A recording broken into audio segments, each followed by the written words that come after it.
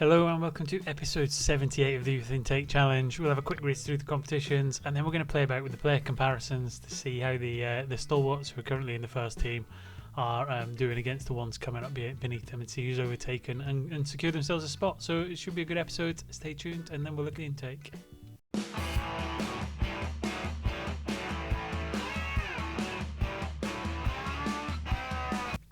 So first up's a quick review of the competitions. I mean, Premier League, we're in 11th, currently on 22 points, leaders on 31, so we're 9 points behind 15 games. So, I mean, we've still got quite a few games left, but there's a gap formed already that I'm not sure we can mount any kind of a title challenge this season. Champions League-wise, we're not anywhere near the top. We've really struggled. We've got 8 points out of 6 games, so we're hoping to get into the kind of playoff phase in the middle. Super Cup recovered. FA Cup withdrawn Man United, we seem to play every year. I think they might as well just cement that as we play them every year in the FA Cup. But that's going to be a tough game. And Carabao Cup, we're already out by Chelsea. In terms of the schedule, why we're where we are is after such a good start in terms of friendlies. We had a terrible start to the season.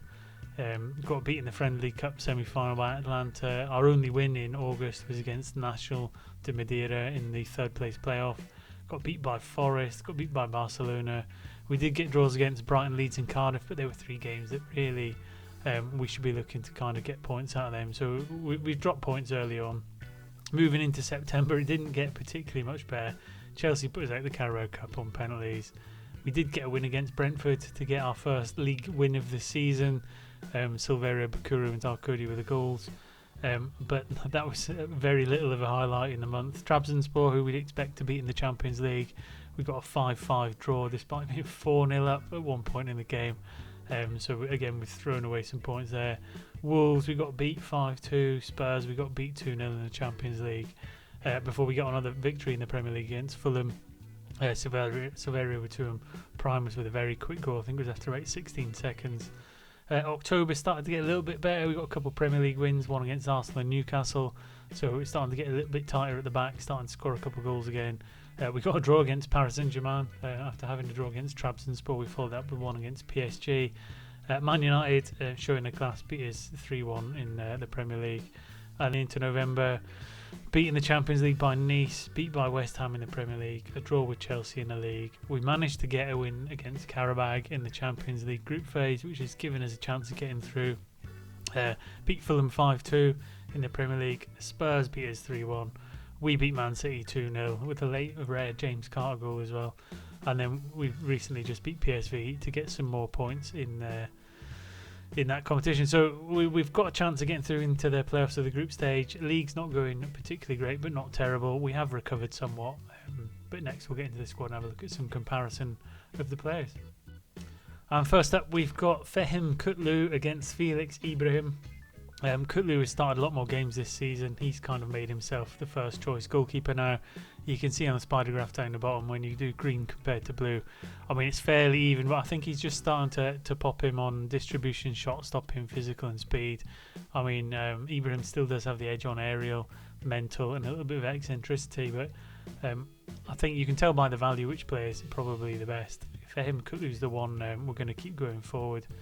In terms of the attributes itself, fairly even, but I would say a lot of it edges towards Kutlu. Now, Kutlu's probably more better in the goalkeeping stats. He's fairly even in the mental side, but he's far greater in the physical. So he's done really well. He's played more games, so the stats are always going to say that.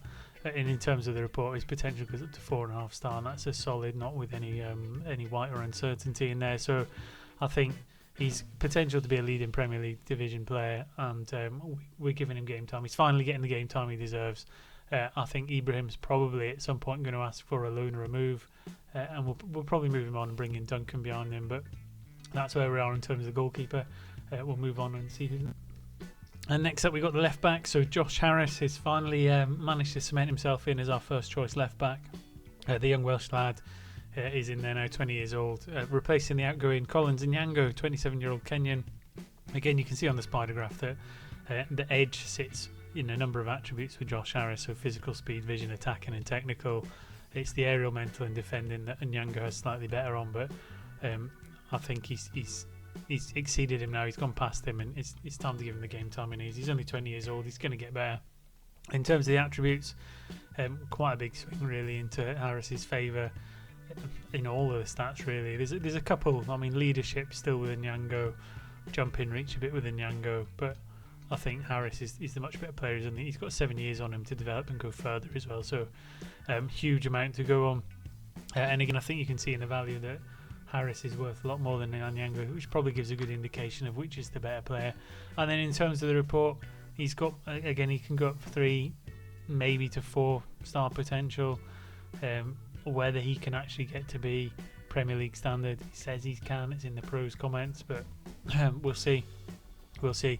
He's going to get lots more game time this year. Onyango's probably not even going to be the understudy this year. I've just left him in there because he was the one who was replaced. But Josh Harris has cemented his place in the squad. So kudos to him. And we'll move forward and see who's next. Centre halves, and this is we'll do 2 of these. The first one is Montel Clifford. Marlon Harris isn't quite anywhere near him yet. So you can see by the spider graph that Green is far and away better in most of the attributes that's required. Marlon Harris is better at technical attacking and vision, but we need him to just flesh out and expand that spider graph. He's a really well-rounded defender, Marlon Harris, but he's not quite as good as Montel Clifford yet. However, he has got the potential to go forward. You can see attribute-wise, the much better player technically is Marlon Harris. However, the stats that Clifford has on him is heading, marking and tackling, which is the 3 most important ones for a centre-half. So until they kind of catch up a little bit and he becomes a bit more rounded, he's going to have to just sit on the bench. He's only 17 years old, so he's got 13 years left to catch up on Clifford. But it just shows you not everyone's getting straight into the first team. Clifford's going to be with us for a long time. And then in terms of the report, he's an important player in the prime of his years. And this is an exciting prospect who's probably got the potential to become a Premier League player, but he's currently playing North-South Standard Vanarama. So we'll give him exposure to the first team. We'll keep getting him in there and developing, but he's got some ways to go before he can get himself a first team berth. And then we got James Carter against Victor Brinkhurst. Again, this is much closer. Carter, however, 21 years old, so he's still one of the young players and he's cemented into the first team, the young Welsh lad. So he's going to be with us for many years. You can see he's better in all aspects. There's a couple there equal with defending and aerial, but in all aspects, James Carter is at least as good as Victor Brinkhurst. Again, Victor Brinkhurst, 1 year older than Harris. Big, tall defender. Again, quite well-rounded, but could do with getting a little bit better at the attacking side. However, he just needs a bit more exposure to get into the first team. Again, the value is a huge indicator. Carter's 34 to 47 million and Brinkhurst 1.4 to 2.3. However, I think when you do the comparison, Carter is far better than him at just about everything. And then in terms of the report, the potential that he's very similar, just he's a bit further behind on the journey, Brinkhurst. However, I think he is the future, one of the future centre halves. If we can get Brinkhurst and Harris up alongside Carter as the rotating 3, we're going to go a long way to competing at the top end of the Premier League. So that's where the centre halves are. Let's move on to the next. Next one is Ole Christian Brustad at right back with Alex Solcone. I think he's going to be the one that takes over. Again, it's fairly similar now. He's catching up quite good. Similar shape in terms of how they play at the back. Not too much difference. I mean, the value is quite big in terms of Brustad's favour. However, I think 18-year-old Solcone catching up with a 30-year-old Brustad, it's going to happen. It's going to happen quick. In terms of the attributes, again, you can see that it's leaning heavily in favour of Brustad, pretty much in all aspects. Apart from report where it counts in terms of the potential ability, he's only got 3-star. He's already at his full max potential, whereas Solcone can go way up to 3.5, maybe 4.5. So again, he's getting more and more exposure to the team. I don't know if he's got his stats for this season. He's played 3 appearances, so we are drip feeding him in there, getting some exposure in the games where we can. However, being cognizant of the fact that we've had quite a slow start to the Premier League, he's maybe not got as much minutes as we would have liked. But that's where we are. So that's the defence covered, goalkeeper covered, onto the midfield. Next up, we've got the holding midfield role. So Michael Oviehan, the Nigerian, he's in green. He's quite a well-rounded midfielder. But what you can see is Jamiu Giwa, the 18-year-old Englishman, has slightly different dynamics to him. He's much better at defending and mental already. He's not as quick, he's not as physical. That'll come. He's only 18. But I think in terms of catching up, he's doing a really good job, actually.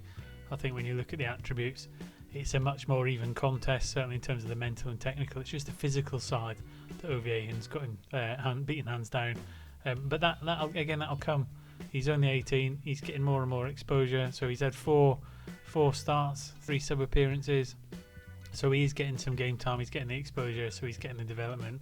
And in terms of the report, he can go further than him. He's got 4, maybe 5-star potential.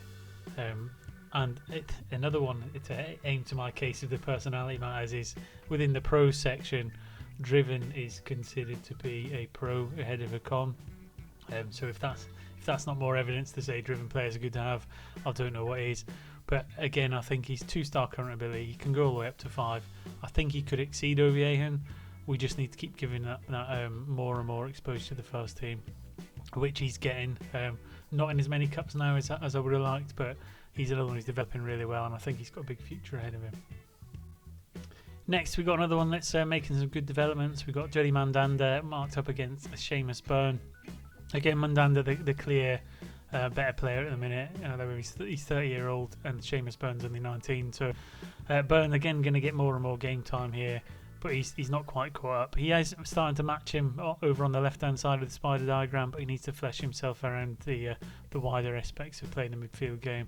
Attribute-wise, I mean, technically, Seamus is probably going to end up being a little bit better. However, the mental side, which he's got 11 years to catch up on, he's not quite as good as. And again, the physical side, a lot of the younger players, their physical side isn't quite where it could be yet. However, they've got plenty of time to catch up. But again, going into the report side, he's already got at least 3.5 star, which is more potential than Mandanda has. But that could gust up to 4.5 stars. So again, he's another one of them that might become a Premier League player in terms of his pros. But he's got a little bit of a way to go yet. However, he is getting more and more exposure to the first team. So that kind of transition is coming at some point in the future, especially with some of these players hitting their 30s now. Then we've got Ahmed Sarkodie, the club's best player, up against kind of Tom Houghton, who we use as the understudy because he's an advanced midfielder. But he's still got some ways to go. He's 25. I almost need to kind of, I don't want to say cut our losses with him because he's actually older than Sarkodie. Sarkodie's the better player. What I need to do is kind of move Tom Houghton out and kind of get one of the other more exciting midfielders in there who's got a bit higher potential in advanced midfield role. Certainly playing from that kind of proper central, not the one further forward, this proper central one, but is an advanced playmaker. So Tom Houghton, unfortunately, is probably one of them players that is going to be nothing more than a squad rotational. I can't see him breaking into the first team. I think even when you look at the potential ability, he can go up to 4-star. Whether he gets there or not, I don't know. He's a bit of a slow burner. He's been with the squad for quite a long time. I don't know if maybe one of the other midfielders that's come over in recent years is just gonna pip him to it and kind of take that development opportunity as Sarkodie drifts out of the squad. But again, I can't see Sarkodie coming out of the squad for many years. He's only 23, so you think we've probably got another 7 years of him, unless something remarkable happens in terms of a wonder kid coming through. But that completes the midfield. Onto the wingers and the strike. And here we've got Berat Oza up against Benedict Joseph. Again, this is a bit of a shame, this one, because very similar. Joseph is probably shading him in quite a lot of aspects. However, he just doesn't quite deliver the average rating or the goals on the pitch. He's getting some appearances, but he's one of them ones that he seemed to have lots of high potential for a while, but as we've put him in the team more and more, that's kind of drifted off a little bit.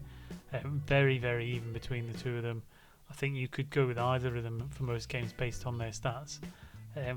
However, Oza is currently at his maximum current ability, maximum potential 3.5. Joseph's not quite there yet, and I don't know if he ever will. He just doesn't seem to deliver the same kind of performance as Oza has over these years. Again, 28 against 22, so he's got years on his side. But I'm not sure if he is going to be the long-term successor on that left-hand side, because there's some good wingers come through in recent years, and we'll see. But in terms of this season, that's who's up against who, and at the minute Oz is just keeping his place because he's delivering week in, week out. And this is probably one of the most disappointing ones I've seen. I thought all hands down Silverio was going to get ousted by Lilifan Samana this year, just because his development and his star rating and his potential, everything was indicating that he was gonna go past him. In terms of the spider graph, they're very similar in lots of aspects, but in terms of delivery, Silverio, despite only being 2.5 star, just keeps on delivering.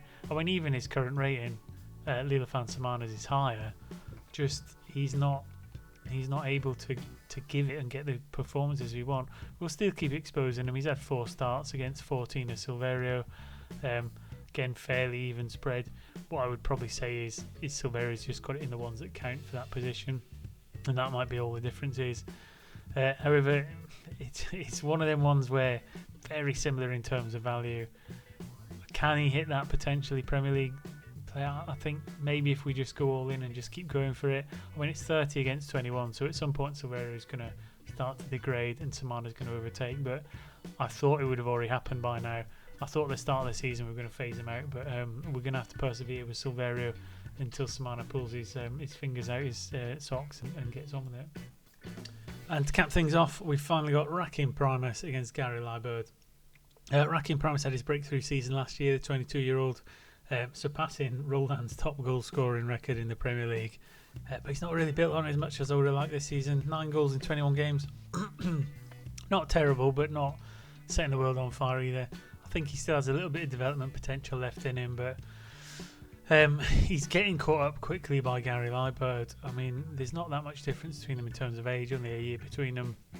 I keep thinking about trying to find a way to play them both together because I think they could. I think you've got one quite short player, you've got one quite tall player. Could you do an advanced forward and a deep line forward, maybe, or maybe a target man? I'm not sure, not quite sure how to play it, but I certainly think that if we could get both of them firing, then we could have a really potent front two. It's just how I tweak the formation to be able to get that out of them, because again, it's hard not letting in goals, having a creative midfielder and having 2 strikers while also having your wingers fairly forward. So lots to play with, lots to consider. Might have a bit of a tactical tweak in the background, but if anyone's got any formation suggestions that can let in a 2-striker system, please let me know in the comment section. I'll try and build something so that we can get them both in. However, when you do the comparison between the two, very similar. Primus still a little bit quicker. In terms of the attributes, I think that technically Liebert's the better player. Mentally, Primus is the better player, and physically, pretty similar, to be honest. So, fairly similar between the two of them. In terms of the reports themselves, again, the potential threshold maybe to 4.5 star. The potential for Rakim is a definite 4 star. So it's just which one do you maybe go with? Again, there's that little driven personality that we like to see. Might give Liebert the edge in this next year of development. But the more games he gets, I think that the more likely it is that I play him more and more, depending on how Primus goes in terms of goal scoring. Final thing to check on then is the inbox for the intake preview. It's come through. You can also see that I've finally, after years and years of hassling the board, we've got a chance to get another affiliate to add another nation to our youth pot. So I'll do that in the coming weeks. But in terms of the intake preview, we've got fullbacks, wide midfielders, wingers and strikers. That wide midfielder, although we don't play them now, that might be something to consider in terms of dropping the wingers back to play a 2 up top system, maybe a 4-4-2. Again, food for thought, and another striker in there, but largely take this with a pinch of salt. However, it's a 5-star, excellent intake. Could be a golden generation, but we'll see how it is. I'll carry on. I'll get through to the youth intake. We'll see if we can recover our season. We'll see if any other of the youngsters can kind of impress upon the first team, a real push for a first team place. And until next time, enjoy saves, enjoy football, and I will see you soon.